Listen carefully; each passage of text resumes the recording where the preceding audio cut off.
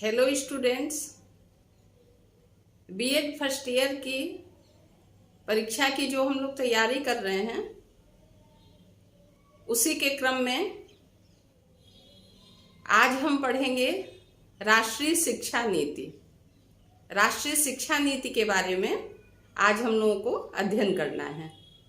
Important topic है। Okay,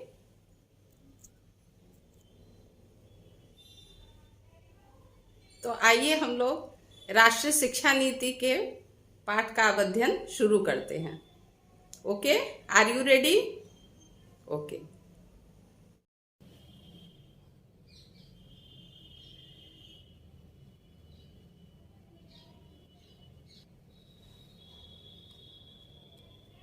okay students, अब हम लोग पाठ शुरू करते हैं। राष्ट्रीय शिक्षा नीति 2020 नेशनल एजुकेशन पॉलिसी। ठीक, अब देखिए, ये 2020 की है policy. Okay, national education policy 2020 की है।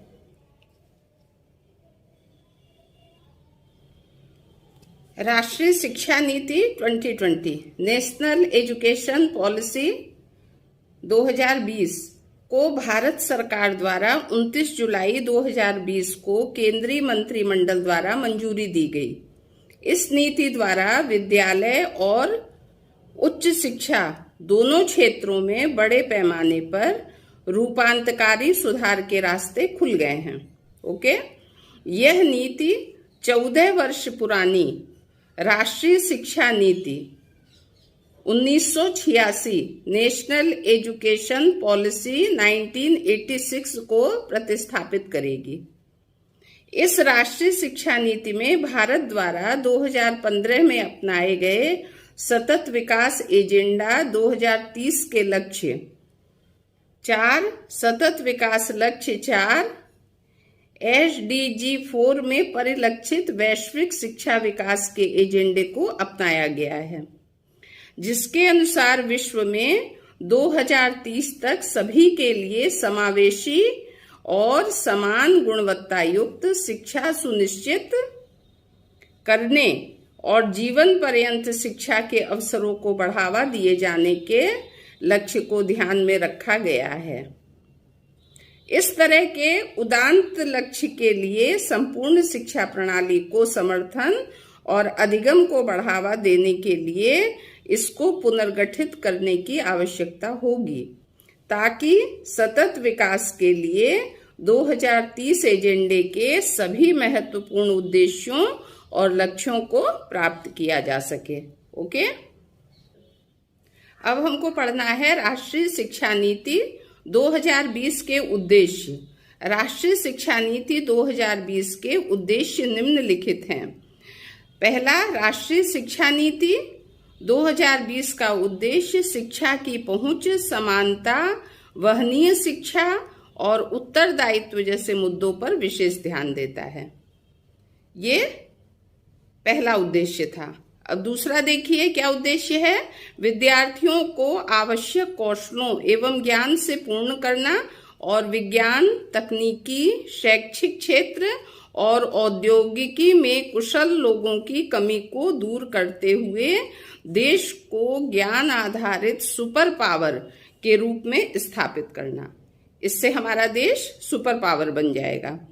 अब तीसरा देखिए, विद्यार्थियों में संरचनात्मक चिंतन, तार्किक निर्णय और नवाचार की भावना को प्रोत्साहित करना, भाषाई बाध्यताओं को दूर करने, दिव्यांग छात्रों के लिए शिक्षा को सुगम बनाने आदि के तकनीकी प्रयोग को बढ़ावा देने पर बल देना। पांचवा है, राष्ट्रीय शिक्षा नीति 2020 के तहत वर्ष 2030 तक सकल नामांकन अनुपात GER को 100% लाने का लक्ष्य रखा गया है। छठा है केंद्र राज्य सरकार के सहयोग से शिक्षा के क्षेत्र पर जीडीपी के 6% हिस्से के सार्वजनिक व्यय का लक्ष्य रखा गया है। सातवां क्या है, भारत सरकार नया राष्ट्रीय पाठ्यचर्या फ्रेमवर्क तैयार करेगी जिसमें बाल्यावस्था, पूर्व देखभाल और शिक्षा, विद्यालय, शिक्षक और प्रौढ़ शिक्षा को जोड़ा जाना है। आठवां है राष्ट्रीय परीक्षा एजेंसी द्वारा उच्च शिक्षा संस्थानों में प्रवेश के लिए कॉमन एंट्रेंस एग्जाम का ऑफर होगा। ई लर्निंग पर जोर देकर पाठ्य पुस्तकों पर निर्भरता को कम किया जाना है। ओके, राष्ट्रीय शिक्षा नीति 2020 की विशेषताएं, अब हमको ये पढ़ना है। यह शिक्षा नीति प्रगतिशील, समृद्ध, सृजनशील एवं नैतिक मूल्यों से पूर्ण ऐसे भारत की कल्पना कर रही है जो अपने गौरवशाली इतिहास को पुनर्जीवित करने का स्वप्न दिखाती है। राष्ट्रीय शिक्षा नीति की विशेषताएं निम्नलिखित हैं। पहला, यह नीति स्वतंत्र भारत की तीसरी शिक्षा नीति है। ये ध्यान रखिएगा, ये नीति स्वतंत्र भारत की तीसरी शिक्षा नीति है और जिसमें बुनियादी तौर पर परिवर्तन किए गए हैं। इस नीति के तहत शैक्षिक क्षेत्र को तकनीकी से भी जोड़ा जाएगा जिसमें सभी स्कूलों में अधिक से अधिक डिजिटल उपकरण दिए जाएंगे। ओके, अब देखिए तीसरा, इस नीति में सभी प्रकार की शैक्षिक विषय वस्तु को प्रमुखतः इस क्षेत्र की क्षेत्रीय भाषा में भी ट्रांसलेट किया जाएगा जिससे शैक्षिक क्षेत्र में क्षेत्रीय भाषा को बढ़ावा मिल सके। ओके, अब चौथा है 6वीं कक्षा में बच्चों के लिए व्यावसायिक परीक्षण इंटर्नशिप प्रारंभ की जाएगी।